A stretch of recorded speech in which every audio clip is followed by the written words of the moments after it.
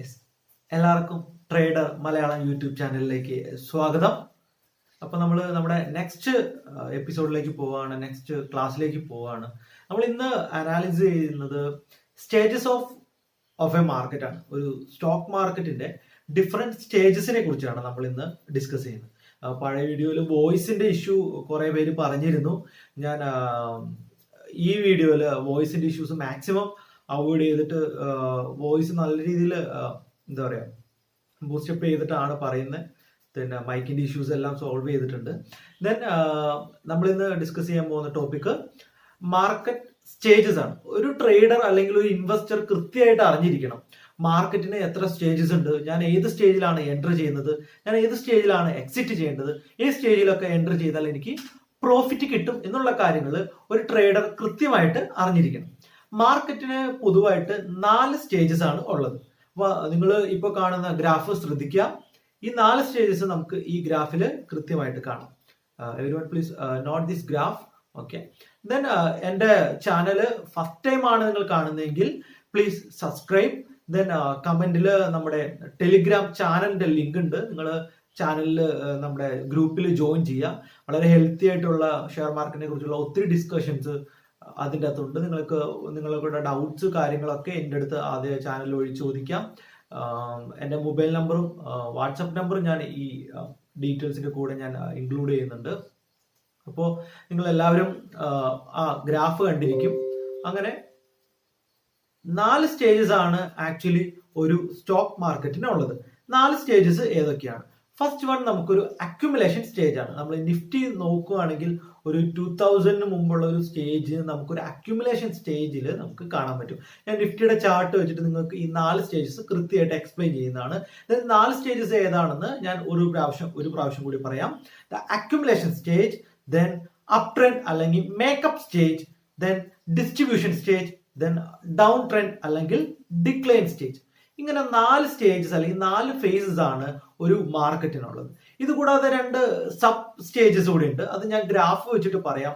Then ഇതിനകത്ത് ഏതൊക്കെ സ്റ്റേജിലാണ് നിങ്ങൾക്ക് ഒരു എന്താ പറയുക ഒരു ഇൻവെസ്റ്ററിന് എൻറ്റർ ചെയ്യാൻ പറ്റുക, ദെൻ എവിടെ നിന്നാണ് നിങ്ങൾ എക്സിറ്റ് ചെയ്യേണ്ടത്, എവിടെയൊക്കെയാണ് നിങ്ങൾക്ക് പ്രോഫിറ്റ് മാക്സിമം ജനറേറ്റ് ചെയ്യാൻ പറ്റും. ഇങ്ങനെയുള്ള കാര്യങ്ങൾ കൃത്യമായിട്ട് എല്ലാവരും അറിഞ്ഞിരിക്കണം. അപ്പോൾ നമുക്ക് ഈ വീഡിയോ മൊത്തം കാണാം. ദെൻ ഗ്രാഫിൽ ഇത് എങ്ങനെ വർക്കൗട്ട് ചെയ്യുന്നു എന്നുള്ളൊരു കാര്യം കൂടി നിങ്ങൾ ശ്രദ്ധിക്കുക. ദെൻ അതിനുശേഷം നിങ്ങൾ 1 by 1 ആയിട്ട് ഓരോ സ്റ്റോക്ക് എടുത്തിട്ട് ഈ സ്റ്റേജസ് ഐഡന്റിഫൈ ചെയ്യാൻ നോക്കുക. ഒരു ഹോംവർക്ക് പോലെ ചെയ്താൽ മാത്രമാണ് ഈ കോഴ്സിന്റെ കൂടെ നിങ്ങൾക്ക് ഒരു നല്ല ട്രേഡർ ആവാനായിട്ടുള്ളൊരു ചാൻസ് വരുത്തുള്ളൂ. നമുക്ക് ഡെയിലി പ്രോഫിറ്റിന് വേണ്ടി, ഡെയിലി ഇൻകത്തിന് വേണ്ടി സ്റ്റോക്ക് മാർക്കറ്റിനെ എങ്ങനെ ഉപയോഗിക്കാം എന്നുള്ളതാണ് നമ്മുടെ കോഴ്സിന്റെ ഓവറോൾ ടാർഗറ്റ് അല്ലെങ്കിൽ ഒബ്ജക്റ്റീവ്. അപ്പോൾ ഈ കോഴ്സ് കംപ്ലീറ്റ് ചെയ്യുമ്പോൾ എല്ലാവരും അതിൻ്റെ ഒരു ബിഗിനിങ് സ്റ്റേജ് അല്ല, അതിൻ്റെ ഒരു ഇന്റർമീഡിയറ്റ് സ്റ്റേജ് വരെയെങ്കിലും എത്തിയിരിക്കണം. അപ്പോൾ നിങ്ങൾ നിങ്ങളുടേതായ എഫേർട്സ് ഇതിന്റെ കൂടെ പാരലായിട്ട് ഇട്ടാൽ മാത്രമേ നിങ്ങൾക്ക് നല്ലൊരു ട്രേഡർ ആയിട്ട് ഇമ്പ്രൂവ് ചെയ്യാൻ പറ്റും. നമുക്കിനി നെക്സ്റ്റ് വൺ നമുക്ക് ഗ്രാഫിലേക്ക് പോകാം. ഓക്കെ,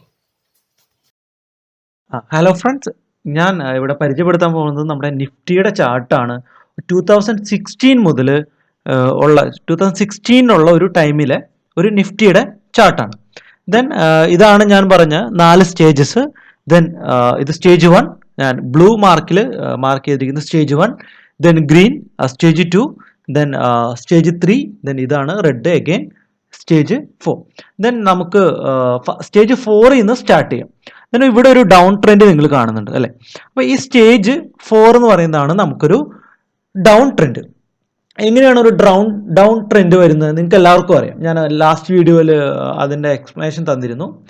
ഡിമാൻഡ് കുറയുന്ന ഒരു സമയത്താണ് അതിൻ്റെ വാല്യൂ താഴത്തേക്ക് പോരുന്നത്. അപ്പോൾ അതായത് ആ സ്റ്റോക്കിൻ്റെ അല്ലെങ്കിൽ നമ്മുടെ നിഫ്റ്റിയുടെ വാല്യൂ ഭയങ്കരമായിട്ട് താഴത്തേക്ക് വരുന്നു. താഴത്തേക്ക് വന്ന ഒരു സെന്റിമെന്റൽ അപ്രോച്ച്, ഒരു സെന്റിമെന്റ് വർക്കൗട്ട് ആവുന്ന സമയത്ത് അല്ലെങ്കിൽ അതിൻ്റെ ആ വാല്യൂ മാക്സിമം താഴത്തേക്ക് എത്തിക്കഴിഞ്ഞ ഒരു സ്റ്റേജിൽ കുറച്ച് ദിവസത്തേക്ക് അല്ലെങ്കിൽ കുറച്ച് നാളത്തേക്ക് അതൊരു അക്യുമുലേഷൻ ഫേസിലേക്ക് പോവാണ്. അതാണ് നമ്മുടെ സ്റ്റേജ് 1. അക്യുമുലേഷൻ സ്റ്റേജ് എപ്പോഴും ഒരു ഹൊറിസോണ്ടൽ, ഒരു സൈഡ് വൈസ് മാർക്കറ്റ് ആയിരിക്കും, ഒരു സൈഡ് വൈസ് ട്രെൻഡിലായിരിക്കും ഒരു അക്യുമുലേഷൻ സ്റ്റേജ് നിലനിൽക്കാം. നിങ്ങൾ നോക്കാം, ഈ 2 ബ്ലൂ ലൈൻസ് ഞാനിങ്ങനെ മാർക്ക് ചെയ്തിട്ടുണ്ടല്ലോ. ആ 2 ബ്ലൂ ലൈൻസിൻ്റെ ഗ്യാപ്പിലാണ് ആ സമയത്ത് നിഫ്റ്റിയുടെ വാല്യൂ. ഒരു അപ് ട്രെൻഡും അല്ല, ഒരു ഡൗൺ ട്രെൻഡും അല്ല, ഒരു സൈഡ് വൈസ് ആയിട്ടുള്ള ഒരു രണ്ട് ഹൊറിസോണ്ടൽ ലൈൻസിൻ്റെ ഇടയിലായിരിക്കും ആ സമയത്ത് വാല്യൂസ് നിൽക്കുക. ദെൻ അക്യുമുലേഷൻ സ്റ്റേജിൻ്റെ ഈ പാരൽ ലൈൻസിനെ ബ്രേക്ക് ചെയ്യുന്ന സമയത്ത് അവിടെ ഒരു ബ്രേക്ക് ഔട്ട് നടക്കുകയും വാല്യൂ എഗെയിൻ ഒരു അപ് ട്രെൻഡിലേക്ക് പോവുകയും ചെയ്യും. നിങ്ങൾക്കറിയാം ഇവിടെ ഈ അക്യുമുലേഷൻ സ്റ്റേജിൽ നമുക്ക് വോളിയം ഒക്കെ വളരെ മൈന്യൂട്ടഡ് ആയിരിക്കും, വോളിയം ഒക്കെ ഭയങ്കര കുറവായിരിക്കും. നമുക്ക് ആ ഒരു അക്യുമുലേഷൻ സ്റ്റേജ് ഒരു ചേഞ്ച് ഇല്ല എന്നുള്ള സ്റ്റേജ്. എപ്പോഴാണോ ഇങ്ങനെ ഒരു ബ്രേക്ക് ഔട്ട് നടക്കുന്നത്, ഇങ്ങനെ ഒരു ബയ്യേഴ്സ് ഈ സ്റ്റോക്കിലേക്ക് വരികയും ബയ്യേഴ്സ് അതിൻ്റെ വാല്യൂസിനെ അപ് ട്രെൻഡിലേക്ക് കൊണ്ടുപോയി ചെയ്യും. അപ് ട്രെൻഡിൻ്റെ ലെങ്ത് ഇരിക്കുന്നത് ബയ്യേഴ്സിൻ്റെ കയ്യിലാണ്. ഈ അപ് ട്രെൻഡ് ഇങ്ങനെ പോകും തോറും കൂടുതൽ ബയ്യേഴ്സ് വരെയും വോളിയം കൂടുതൽ വരെയും അതിന് കൂടുതൽ ഹൈറ്റ്സിലേക്ക് ഡ്രൈവ് ചെയ്യുകയും ചെയ്യും. നമ്മൾ ടെക്നിക്കൽ അനാലിസിസ് നടത്തുമ്പോൾ നമ്മൾ ഏറ്റവും കൂടുതൽ ശ്രദ്ധിക്കേണ്ടത് ഈ ട്രെൻഡുകളാണ്. അപ്പോൾ നമ്മളൊരു ബയ്യർ ആണെങ്കിൽ, നമ്മളൊരു എന്താ പറയുക, ഒരു ഇൻവെസ്റ്റർ ആണെങ്കിൽ നമ്മൾ എപ്പോഴാണോ ഇങ്ങനെ ഒരു ബ്രേക്ക് ഔട്ട് ഉണ്ടാവുന്നത്, ഈ രണ്ട് പാരൽ ലൈൻസിനെ എപ്പോഴാണോ വാല്യൂ ബ്രേക്ക് ചെയ്ത് മുകളിലോട്ട് പോകുന്നത് എന്ന് നമ്മൾ കൃത്യമായിട്ട് വാച്ച് ചെയ്ത് നമ്മൾ ആ ബ്രേക്ക് ഔട്ട് കഴിയുമ്പോൾ തന്നെ നമ്മൾ എൻട്രി ചെയ്യണം മാർക്കറ്റിലേക്ക്. ദെൻ ഇതിനെ കൂടുതൽ ബയ്യേഴ്സ് വരെയും ഇതിൻ്റെ വാല്യൂ കൂടുതൽ മുകളിലേക്ക് പോവുകയും ചെയ്യും. പുതിയ ഹൈറ്റ്സ്, നമ്മൾ ലാസ്റ്റ് വീഡിയോ പറഞ്ഞ മാതിരി ഓരോ പുതിയ ഹൈറ്റ് ക്രിയേറ്റ് ചെയ്ത് അതിനൊരു ഹൈറ്റ്സിലെത്തി ഒരു മാക്സിമൈസ് എത്തിക്കഴിയുമ്പോൾ ഡിമാൻഡ് കൂടി ഒരു ഡിമാൻഡും ഒരു ഇക്വിലിബ്രിയം സ്റ്റേജിലേക്ക് എത്തിക്കഴിയുമ്പോൾ നമുക്ക് എഗെയിൻ ഒരു ഡിസ്ട്രിബ്യൂഷൻ ഫേസ് ആണ്. നമ്മൾ ഇപ്പോൾ ഇങ്ങനെ നമ്മൾ മണി കൺട്രോളിലൊക്കെ ഇങ്ങനെ വായിക്കുമ്പോൾ നിഫ്റ്റി ഒരു ഡിസ്ട്രിബ്യൂഷൻ സ്റ്റേജിലാണ് അല്ലെങ്കിൽ ഒരു അക്യുമുലേഷൻ സ്റ്റേജിലാണ് എന്നൊക്കെ പറയുമ്പോൾ നിങ്ങൾക്ക് ഇങ്ങനെയുള്ള ടെക്നിക്കൽ ടേംസ് കൃത്യമായിരിക്കണം. ദെൻ നെക്സ്റ്റ് വണ്ണാണ് നമ്മളൊരു അപ് ട്രെൻഡ് കഴിഞ്ഞിട്ട് എഗെയിൻ ഒരു ഹൊറിസോണ്ടൽ പ്ലാറ്റ്ഫോമിലേക്ക് അതിൻ്റെ വാല്യൂ കടക്കാണ്. അതിനെയാണ് നമ്മൾ ഡിസ്ട്രിബ്യൂഷൻ ഫേസ് എന്ന് പറയാം. അപ്പോൾ ഒരു ബയ്യേഴ്സ് ഒക്കെ തീർന്നു, എഗെയിൻ വോളിയം ഒക്കെ ഒന്ന് ഡൗൺ ആവും ഡിസ്ട്രിബ്യൂഷൻ സ്റ്റേജിൽ, ബയ്യേഴ്സ് ഒക്കെ തീർന്നു. ദെൻ പയ്യെ സെല്ലേഴ്സും ബയ്യേഴ്സും ഒരു ഇക്വിലിബ്രിയം സ്റ്റേജിൽ, ഡിസ്ട്രിബ്യൂഷൻ സ്റ്റേജിൽ നിങ്ങൾ ശ്രദ്ധിക്കുക, ഈ ഒരു ഫേസിൽ ഒരു ഡിസ്ട്രിബ്യൂഷൻ സ്റ്റേജിൽ എത്തും. ദെൻ ആ പാരൽ ലൈൻസിനെ ക്രോസ് ചെയ്ത് എഗെയിൻ താഴത്തേക്ക് വന്നാൽ, എഗെയിൻ ഒരു ബ്രേക്ക് ഔട്ട് ഉണ്ടായിക്കഴിഞ്ഞാൽ വാല്യൂ എഗെയിൻ ഭയങ്കരമായിട്ട് വരെയും കൂടുതൽ സെല്ലേഴ്സ് ഈ വരെയും അതിൻ്റെ വാല്യൂ താഴത്തേക്ക് പോയിന്റ് ചെയ്യും. അതാണ് നമ്മൾ ഇവിടെ കാണുന്ന അതിന് ഡൗൺ ട്രെൻഡ് അല്ലെങ്കിൽ ഫോർത്ത് സ്റ്റേജ് എന്ന് പറയും. ദെൻ എഗെയിൻ ഈ ഫോർത്ത് സ്റ്റേജ് കഴിഞ്ഞാൽ നമുക്ക് വീണ്ടും ഒരു അക്യുമുലേഷൻ സ്റ്റേജ് ഉണ്ടാവും. ഏത് സ്റ്റോക്ക് ആയാലും ഇതൊരു സൈക്കിൾ പോലെ ആയിരിക്കും നടക്കുക. ദെൻ ഒരു അക്യുമുലേഷൻ സ്റ്റേജ്, ഒരു അപ് ട്രെൻഡ്, ദെൻ ഒരു ഡിസ്ട്രിബ്യൂഷൻ സ്റ്റേജ്, എഗെയിൻ ഒരു ഡൗൺ ട്രെൻഡ്. ഇത് കൂടാതെ നമുക്ക് ഒരു രണ്ട് ഫേസ് കൂടി നമുക്ക് പറയാം. ഒരു അപ് ട്രെൻഡിൻ്റെ സമയത്ത് നമുക്ക് വേറെ ഒരു രണ്ട് ഫേസ് കൂടി ജനറേറ്റ് ആവാനുള്ള ചാൻസസ് ഉണ്ട്. അതിൻ്റെ ഒരു സബ് ഫേസ് എന്നൊക്കെ നമുക്ക് എക്സ്പ്ലെയിൻ ചെയ്യാം. അത് ഒരു ട്രേഡർ വളരെ കൃത്യമായിട്ട് ക്രോസ് ആയിട്ട് വാച്ച് ചെയ്യേണ്ട ഒരു സ്റ്റേജസ് ആണ്. ഞാൻ വേറൊരു ഇപ്പം ഇതിൻ്റെ അകത്ത് ആ രണ്ട് സ്റ്റേജസ് നമുക്ക് കാണാൻ കൃത്യമായിട്ട് കിട്ടില്ല. ദെൻ ഞാൻ വേറൊരു സ്റ്റോക്കിൽ ഇത് NVD ആണ്, നമ്മുടെ ഇന്ത്യൻ മാർക്കറ്റിലൊരു സ്റ്റോക്ക് അല്ല, ഞാൻ ഗ്രാഫ് വരയ്ക്കാൻ വേണ്ടി എടുത്തപ്പോൾ അങ്ങ് എടുത്തു എന്നേ ഉള്ളൂ. ദെൻ ഇതാണ് ഞാൻ എക്സ്പ്ലെയിൻ ചെയ്യാൻ കുറച്ചുകൂടി അടിപൊളിയായിട്ട് എക്സ്പ്ലെയിൻ ചെയ്യാൻ പറ്റുന്നത്. Okay, 1 second. ഓക്കെ ഫൈൻ, ഞാനിവിടെ ഒരു എഴുത്തുകൂടി ഉണ്ടായിരുന്നു, കുഴപ്പമില്ല. ഓക്കെ, ഇതാണ് നമ്മുടെ ഒരു അക്യുമുലേഷൻ സ്റ്റേജ് കഴിഞ്ഞിട്ട് ഒരു അപ് ട്രെൻഡ് ആണ്.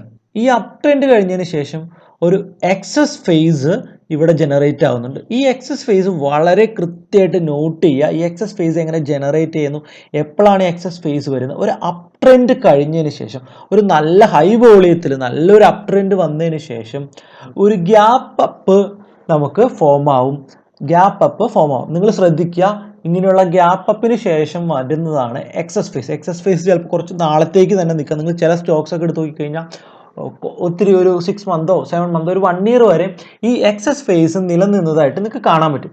ഇങ്ങനെ ഒരു എക്സസ് ഫേസ് കഴിഞ്ഞതിന് ശേഷം ഒരു ഷാർപ്പ് ഡൗൺ വരും. ഇത് ആക്ച്വലി അൺവാണ്ടഡ് ബയ്യേഴ്സ്, നമുക്ക് ആ സ്റ്റോക്കിൽ താങ്ങാൻ പറ്റുന്നതിനേക്കാൾ അധികമായിട്ട് ബയ്യേഴ്സ് ഇതിന് മുകളിലോട്ട് ഡ്രൈവ് ചെയ്യുകയാണ് ചെയ്യുന്നത്. അതൊരു റിസ്കി പൊസിഷനാണ്. ഒരു സ്മാർട്ട് ട്രേഡർ അല്ലെങ്കിൽ ഒരു സ്മാർട്ട് ഇൻവെസ്റ്റർ ഈ സമയത്ത് മാർക്കറ്റിൽ നിന്ന് എക്സിറ്റ് ആവും. ഈ ഒരു സമയത്ത് ട്രേഡ് ആ സ്റ്റോക്കിൽ എടുക്കില്ല. അപ്പോൾ എല്ലാ ട്രേഡേഴ്സും ശ്രദ്ധിക്കുക, ഇങ്ങനെ ഒരു എക്സസ് ഫേസ് നിങ്ങൾക്ക് ഐഡൻറ്റിഫൈ ചെയ്യാൻ പറ്റുക. നിങ്ങൾ ശ്രദ്ധിക്കുക, അക്യുമുലേഷൻ ഫേസിന് ശേഷം ഒരു ബ്രേക്ക് ഔട്ട് കഴിഞ്ഞ് അതിൻ്റെ വാല്യൂ മുകളിലോട്ട് പോയി, ദെൻ ഒരു ഗ്യാപ്പ് അപ്പ് കഴിഞ്ഞ് ദെൻ വോളിയം ഡൗൺ ആവുകയും അതിൻ്റെ വാല്യൂ മുകളിലോട്ട് പോവുകയും ചെയ്യുന്ന ഒരു എക്സസ് ഫേസ്, അൺവാണ്ടഡ് ബയേഴ്സിൻ്റെ ഒരു പ്രസൻസ് അവിടെ വരികയും അതൊരു റീച്ചിൽ എത്തിക്കഴിയുമ്പോൾ പെട്ടെന്ന് ആ സ്റ്റോക്കിൻ്റെ വാല്യൂ ഷാർപ്പ് ഡൗൺ, നിങ്ങൾ കാണാം എത്ര വലിയ ക്യാൻഡിൽസ് ആണ്. എക്സോഷൻ ഫേസ്, ഇതിനെയാണ് ഈ റെഡിലെ മാർക്ക് ചെയ്തതിന് എക്സോസ്. ഇത് ഡൗൺ ട്രെൻഡ് അല്ല, ഇത് എക്സസ് ഫേസിൻ്റെ ഒരു ഓപ്പോസിറ്റ് ആയിട്ട് നിങ്ങൾ നോക്കുക. എക്സസ് ഫേസ് ഒത്തിരി ദിവസങ്ങൾ എടുത്തിട്ടാണ് എക്സസ് ഫേസ് വന്നെങ്കിൽ അതിൻ്റെ പകുതി പോലും ദിവസങ്ങൾ എടുക്കാതെയാണ് എക്സോഷൻ ഫേസ് ഇവിടെ ക്രിയേറ്റ് ആയിരിക്കുന്നത്. ഒരു ഷാർപ്പ് ഡൗൺ ആണ്. നമുക്ക് ആ സമയത്ത് ഇവിടെ എക്സിറ്റ്, അതുകൊണ്ടാണ് എല്ലാ സ്മാർട്ട് ട്രേഡേഴ്സും എക്സസ് ഫേസിൻ്റെ സ്റ്റാർട്ടിങ്ങിൽ തന്നെ മാർക്കറ്റിൽ നിന്ന് എക്സിറ്റ് ആവും. അതുകൊണ്ടാണ് പിന്നെ വോളിയം ഭയങ്കരമായിട്ട് കുറേ. ഈ എക്സസ് ഫേസിനെ കുറിച്ച് കൃത്യമായ നോളജ് ഇല്ലാത്ത ട്രേഡേഴ്സ് മാത്രമേ ഈ സമയത്ത് ആ സ്റ്റോക്കിൽ ഉണ്ടാവത്തുള്ളൂ. അതിനുശേഷം താങ്ങാവുന്നതിൽ ഒത്തിരി വെള്ളം, ഇപ്പോൾ ഒരു ഡാമിൽ വന്നു കഴിഞ്ഞാൽ നമ്മൾ ഡാം പൊട്ടിപ്പോകുന്നു എന്നൊക്കെ പറയില്ലേ, ആ ഒരു സ്റ്റേജിൽ ആ ബയേഴ്സ് പിന്നെയും പ്രഷർ കൊടുത്ത് മാക്സിമൈസ് ആയിട്ട് അതിൻ്റെ വാല്യൂ വന്നു കഴിയുമ്പോൾ ഷാർപ്പിലി നമുക്ക് സെല്ലേഴ്സ് ചെയ്യും, അതിൻ്റെ വാല്യൂ ഷാർപ്പായിട്ട് ഡൗൺ ചെയ്യുകയും ചെയ്യും. അതൊരു ഭയങ്കര റിസ്കി ഫേസ് ആണ് ഈ എക്സസ് ഫേസ് എന്ന് പറയുന്ന ഒരു കണ്ടീഷൻ. അതിനുശേഷം വീണ്ടും ഒരു ഡിസ്ട്രിബ്യൂഷൻ സ്റ്റേജിലേക്ക് ആ സ്റ്റോക്ക് പോവുകയും ചെയ്യും. അതാണ് നമ്മളോട് ശ്രദ്ധിക്കുന്നത്. അപ്പോൾ ഈ ഒരു ഫേസ്, ഇങ്ങനെ ഒരു ഇത് നിങ്ങൾ സ്റ്റോക്കുകളിൽ കണ്ടെത്താം. ഇന്ത്യയിൽ നമ്മുടെ ഒത്തിരി സ്റ്റോക്കുകളിൽ പലതും എക്സസ് ഫേസ് ഒക്കെ ഫേസ് ചെയ്തിട്ടുണ്ട്. അപ്പോൾ നമ്മൾ വോളിയം വോളിയം ക്യാൻഡിൽ ലെങ്ത് ഒക്കെ ഭയങ്കര കുറവായിരിക്കും. നിങ്ങൾക്ക് ആ ശ്രദ്ധിച്ചു കഴിഞ്ഞാൽ കൃത്യമായിട്ട് മനസ്സിലാവും. അപ്പോൾ നിങ്ങൾക്ക് എല്ലാവർക്കും ഈ ടോപ്പിക്സ് മനസ്സിലായെന്ന് വിചാരിക്കുന്നു. നിങ്ങൾ അടുത്ത ക്ലാസ്സിന് വേണ്ടി വെയിറ്റ് ചെയ്യാം. ദെൻ നിങ്ങൾ നിങ്ങളുടേതായ സ്റ്റോക്കുകളിൽ, നിങ്ങൾ ഫോളോ ചെയ്യുന്ന സ്റ്റോക്കുകളിൽ അല്ലെങ്കിൽ നിഫ്റ്റിയുടെ ടോപ്പ് സ്റ്റോക്കുകളിൽ നമ്മൾ സ്റ്റേജസിനെ ഐഡൻറ്റിഫൈ ചെയ്യാൻ ശ്രമിക്കുക. നിങ്ങൾ ലൈൻസും ഒരിക്കലും ഒരു ചാർട്ടിനെ നമ്മൾ അനാലിസിസ് ചെയ്യുമ്പോൾ ഇങ്ങനെ ബ്ലാങ്ക് ആയിട്ട് അനാലിസിസ്, ഇങ്ങനെയുള്ള ലൈൻസും ട്രെൻഡ് ലൈൻസും പാരലൈൻസും ഒക്കെ വരയ്ക്കുക. അതിൻ്റെ ബ്രേക്ക് ഔട്ട്സ് കണ്ടെത്താൻ ശ്രമിക്കുക. എന്നാൽ മാത്രമേ നിങ്ങൾക്കൊരു നല്ല ട്രേഡർ ആവാനായിട്ട് സാധിക്കുള്ളൂ. അപ്പോൾ എല്ലാവരും ഇത് ഫോളോ ചെയ്യുക. എഗെയിൻ എൻ്റെ ചാനൽ സബ്സ്ക്രൈബ് ചെയ്യുക, ടെലിഗ്രാം ഗ്രൂപ്പിൽ ജോയിൻ ചെയ്യുക. എല്ലാവർക്കും താങ്ക്സ്.